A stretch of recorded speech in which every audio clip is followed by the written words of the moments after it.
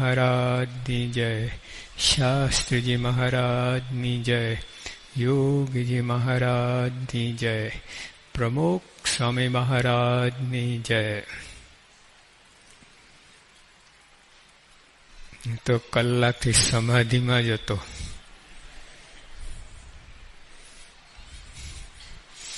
એવું રસપાન કરાયું, અમૃત પીવડાયું, એટલી મજા આવી.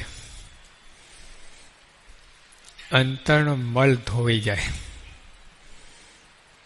આપણે સાબુથી મંડીએ ને, સાબુ ને પાણી, શરીરનું મળ ધોવાય. આવી કથા વાર્તાથી અંતરનું મળ ધોવાય અને પછી આનંદ જુદો આવે. પછી ભક્તિ ભજનનું સુખ જુદું આવે. ત્યાં ઉનાળાનો દિવસ છે, અરે તાપમાં આવે, બપોરે પરસે રેપ ઝેપ થઈ ગયા હોઈએ, સીધા જમવા બેસીએ, મજા ના આવે. હાથ પગ ધોઈએ, ઠંડા પડીએ, તો નાહી જ લઈએ, પછી જમવા બેસીએ, કંઈ જુદી મજા આવે. એમ આવી કથા સાંભળીએ આપણે, પછી મારા ફેરો, માનસી કરો, કંઈ જુદું જ થાય. તો યોગી આપવા માટે કહેવાતું છે, વાણી અમૃતથી ભરી ભરી, મધુસમી સંજીવની લોકમાં, દ્રષ્ટિમાં ભરી દિવ્યતા, નિરખતા શુભ, દિવ્ય ભક્તો બધા, હૈયે હેત ભર્યું. કેવું લખે, વાણી અમૃતથી ભરી ભરી, નર્યું અમૃત જ, અમૃત જ પ્યોર 101%. ત્યારે આટલો કચરો ના મળે. આમ બહાર નીકળતું હોય, ઉભરાતું હોય, આંખમાં અમૃત, વાણીમાં અમૃત, શરીરના અંગે અંગમાં બધે અમૃત જ ઝરતું હોય. એવા યોગી, એવા સંત હતા. આમ ગમે હોય મારો કઠણીઓ તો એકદમ સ્ટીલ જેવો, લોખંડ લાકડા જેવો કઠણ, અંતે ઓગળી જાય. ભલ ભલાના અનુભવની વાત છે, કલ્પનાની વાત નથી.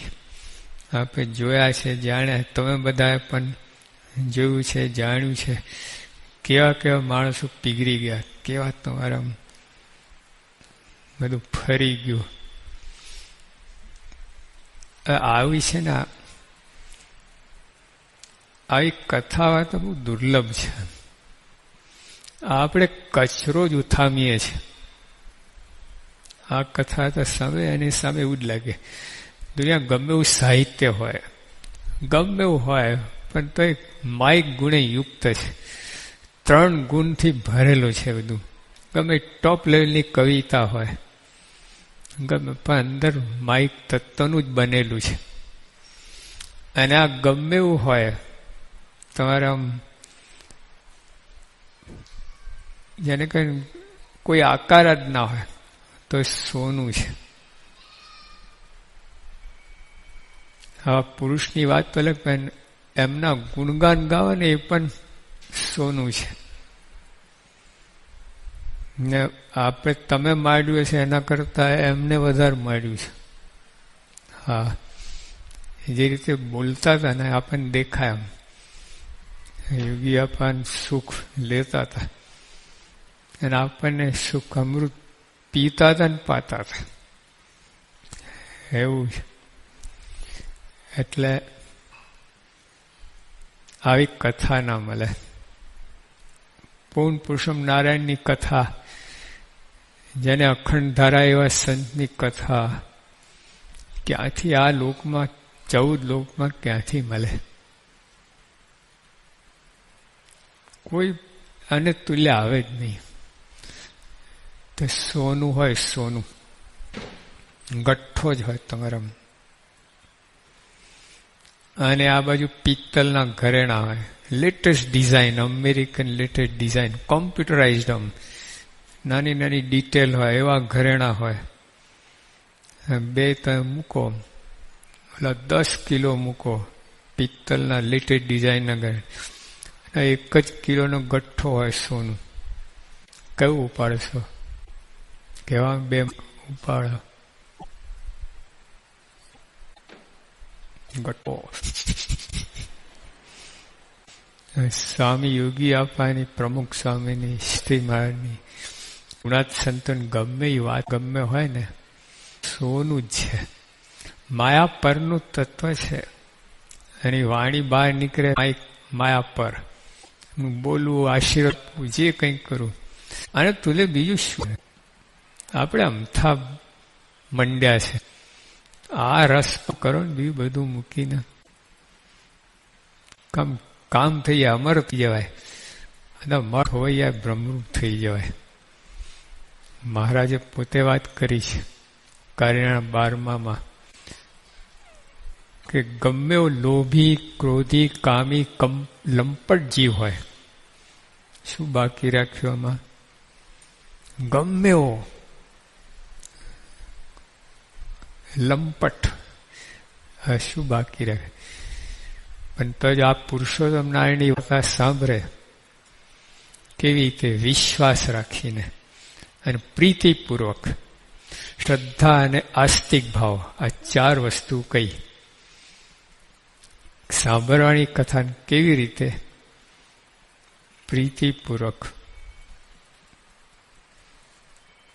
શ્રદ્ધાપૂર્વક, વિશ્વાસપૂર્વક અને આસ્તિક ભાવ.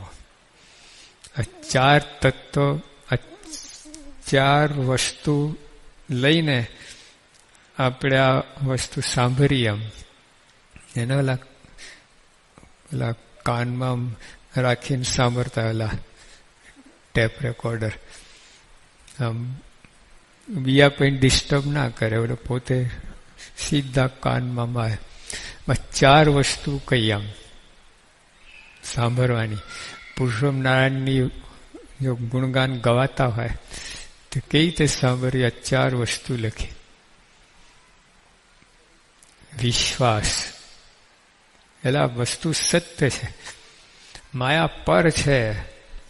આપણે સમજાય કે ના સમજાય, એ કંઈ બદલાય નહીં. તો સોનું હોય, તમે ઓળખો કે ના ઓળખો, કંઈ સોનું મટી ના જાય. સોનું સોનું જ રહેવાનું છે. તમને ખોટ છે, તમે એનું પિત્તલ માનો, શંકા કરો અને ઉપાડો નહીં, તમને ખોટ છે. તો જેવી રીતે મારે કે વિશ્વાસ રાખો. પછી અંદર આવી પ્રીતિપૂર્વક. વિશ્વાસ તો પ્રીતિ ના હોય. બધાના વિદ્યાર્થીઓને વિશ્વાસ હોય છે જ, 90% લાવીશું એટલે એડમિશન મળવાનું. શ્રદ્ધા નથી હોતી. કોણ માથાકૂટ કરે? લો, વિશ્વાસ છે ને, 90% આવે છે, મેડિકલમાં એડમિશન મળશે. પણ શ્રદ્ધા ક્યાંથી લાવી? એટલે પ્રીતિ હોય, શ્રદ્ધા જાગે. પછી આસ્તિક ભાવ, એટલું હોવા છતાં આસ્તિક ભાવ ના હોય. ગમતું હોય, આ જેમ ઓલું બધું ગમે ને, આ કચરો બધો, આ લોકનું સિનેમાને ગાયને ગમતા જ હોય છે. આસ્તિક ભાવ હોય એમાં? બધું કલ્પનાઓ જ હોય. એ રીતે આ બધું ગમતું હોય પણ આસ્તિક ભાવ ના હોય અંદર.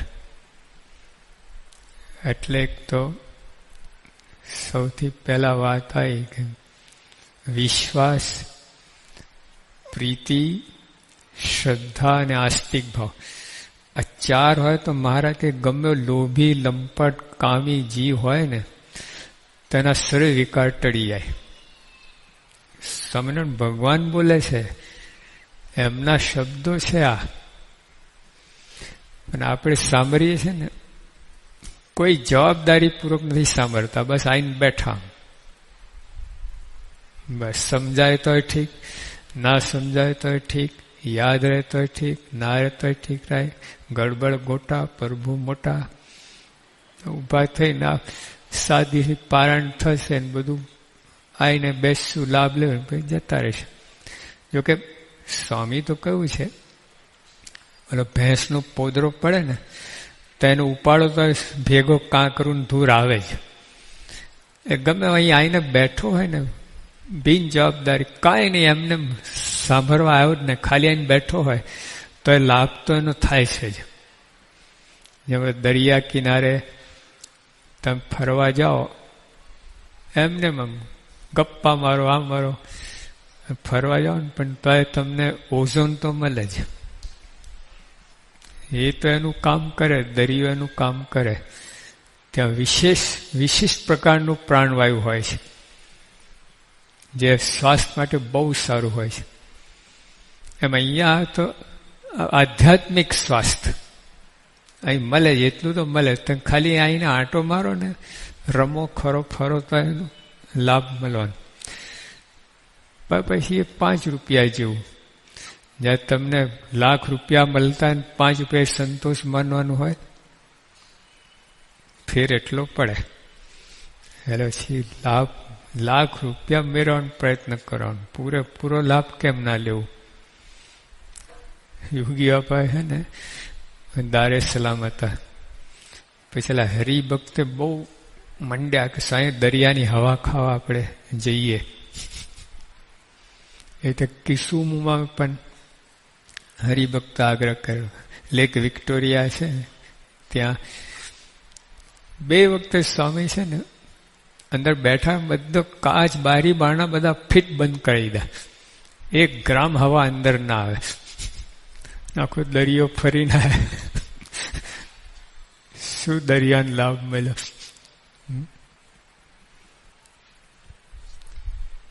કે એમની વાત જુદી જ છે બધી, પાતો સમજવાની જેવી વાત છે. એમ આપણે અહીંયા આયા, ખાલી 5 રૂપિયા સંતોષ માનીએ નહીં, લાખ રૂપિયા મળતા લેવાની વાત, પૂરેપૂરો લાભ. તો પૂરો લાભ લેવા માટે આ 4 કલમની જરૂર છે. એક તો વિશ્વાસ. આવી વાત ક્યાંય નથી, આ માયાપણની વાત છે. એવા ભગવાન, એવા સંતની વાત છે આ.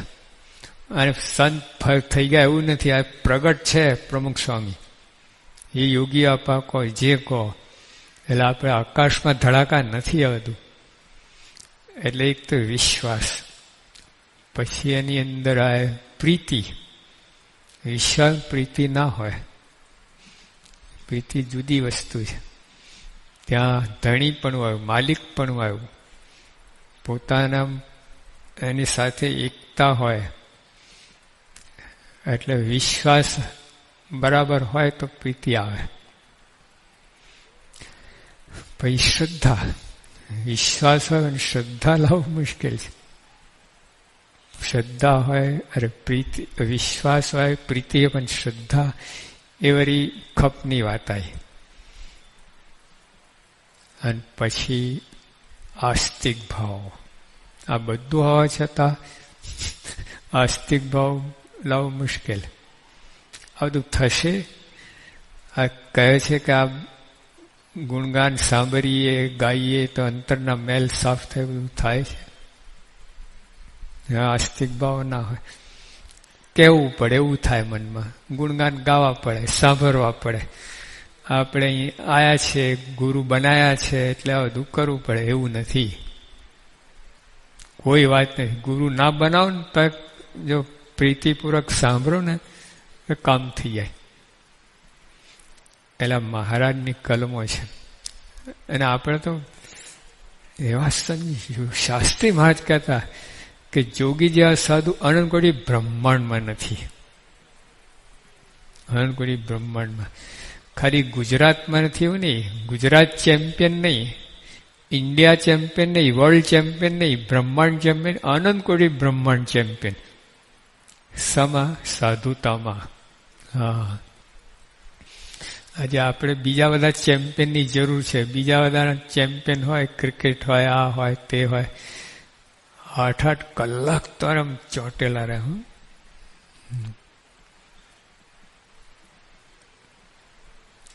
ભલે ભલે જે હોય, અજ્ઞાન છે, અણસમજણ છે, બધું જે કરીએ એમાં તમારી રીતે તમને આનંદ મળે.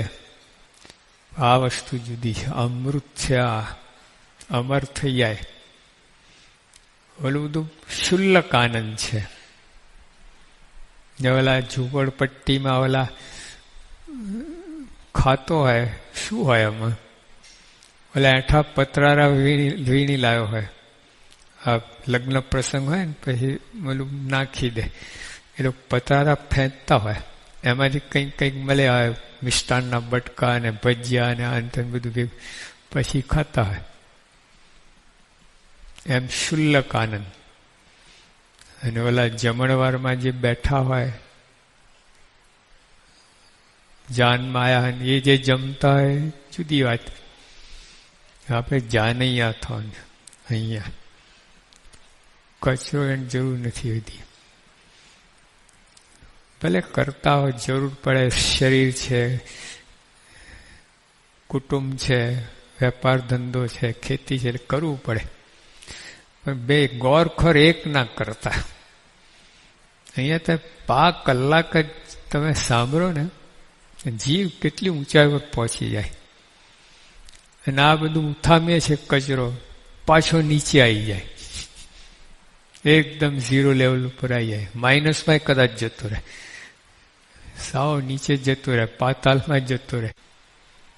એટલે આપણે તો આ સમય છે, જાણ્યું છે, કથાર્થા કરીએ છીએ, જ્ઞાની છીએ, તો એ બધું લેખ લાગે એવી રીતે કરવું. બહુ કર્યું આ લોકનું બધું, કાંઈ હાથ લાવો, સરવારો લાવો, ચાલો. 20 વર્ષથી સત્સંગ કરતા, અરે સત્સંગ નહીં, તો વેપાર ધંધો કરતા હશું, નોકરી કરતા હશું, ભણતા હશું, સરવારો લાવો. શું મળ્યું તમને? શાંતિ મળી? પહેલાં પેલે એ પ્રશ્ન કે અહીંયા હોરી હરગે છે, એ 5 કલાકમાં તો બધું શાંત થઈ જાય. હરગેલી હોરી છે ને એ થઈ જાય. તો જો ગોરખોર એક ના કરતા,